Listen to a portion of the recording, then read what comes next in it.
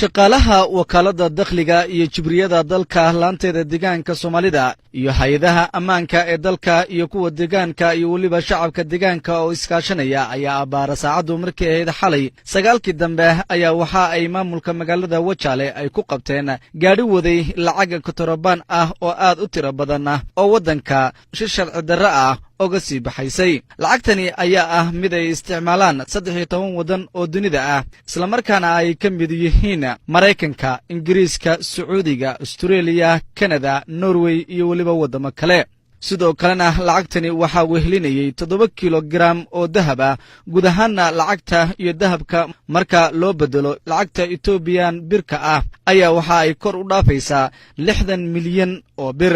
gaadhiga lacagtani waday ayaa ahaa gawaadhida jaadka lagu qaado ee loo yaqaan Isusiga. taarikada gaadhiguna waa 63,100 oo koortiri Oromiya ah. haddaba Maariyo ku-xigeenka wakaalada dakhliga iyo jibriyada dalka laanteeda deegaanka Soomaalida ayaa faafahinaya sida ay markaasi gaadhigani ay u qabteen iyo waliba cadadka ay markaasi lacagtani ay dhan tahay. xalay tolo markay ahayd 9kii dambe saqda dhexe ahayd lacaga qalaad oo sharci darro wadanka looga bixinayay oo hantida wadanka dibadda loo saaray yaa adugu xogo iyo shacabka caawimo fara badan naga siiyay dabadeed gacanta lagu dhigay. lacagtaas waxay lacag aad fara badan oo kala gedisan oo laga leeyahay 13 dal oo dunida ka kala mid ah. lacagtaas xogo badan ka bacdi gaariga jaadka lagu qaaday LCga lagu dhoofiyay iyadoo taayir lagu soo xaseeyay in aad ku guuleysana lacagta gacanta lagu dhigo. lacagtaas waxaan ku xareynay commercial bank commercial Ethiopia iyo 7 kilogram oo dahab isagana oo laga soo qaaday oo dahabka National Bank inta badan oo haya noociisa oo kala ah. dahabkii aad hadda gacanta waan ku haynaa isagana goobtii lagu tala galay baa la geenayaa. lacagtina waxaan ku xareynay commercial bank of Ethiopia qaybta Wajaale iyo goobtii lagu qabtay. gaadhiga darawalkii waday ayaa marka uu arkay in baaritaan xoog leh lagu hayo ayaa waxa uu ka baxsaday ciidanka iyadoona markii dambe la qabtay 4 shakhsi oo ayagu gaadhigaasi la socday walow ay yiraahdeen waxba anagu kama ogin waxaana haatan ku socda baaritaan.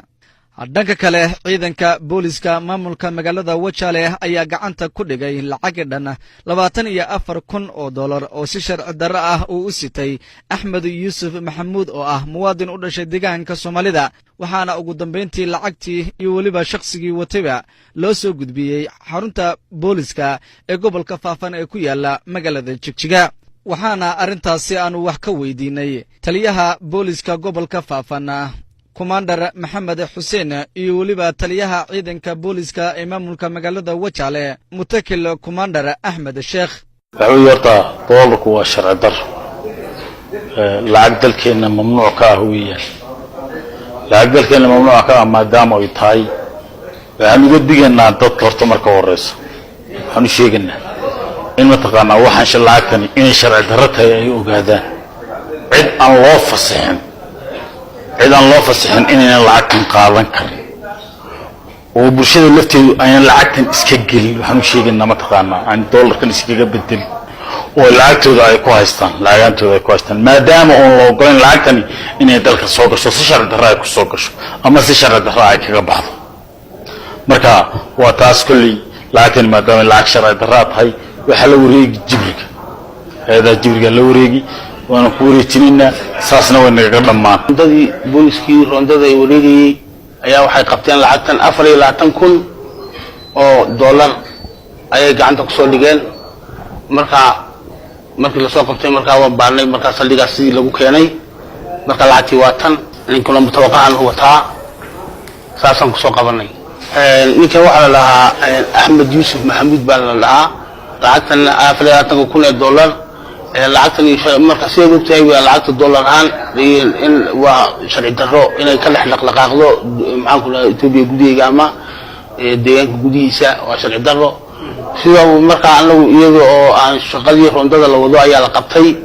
markii la baalay boosooyinkii watay aan lacagta laga soo saaray saasaan ku soo qabanay lacagtuna sharci darro weey. dhankiisana waxaanu waraysi aanu la yeelanay Axmed Yuusuf oo ahaa shakhsiga lagu soo qabtay lacagtani kontrabaanka ah waxa uuna ka warbixinayaa sida loo soo qabtay iyo halka uu ka keenay lacagtani uu sitay. lacagta deedaa lacag waxay ganacsi oo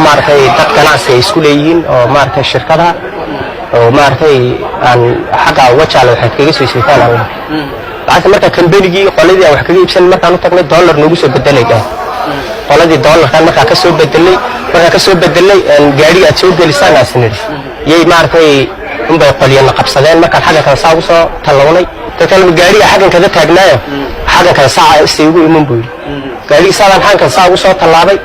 kuwii maartay aan ka nimid Soomaaliland ay wixii baa markiiba kuwan kale soo sheego marka waan xasaasan lagu qabsado taanagu maartay lacag waxa kale aqoonin lacagtan kale wax ku soo iibsadaa islahayn waliyaas anagu bir ma qaadanay dhaheen loo soo bedelay dhaheen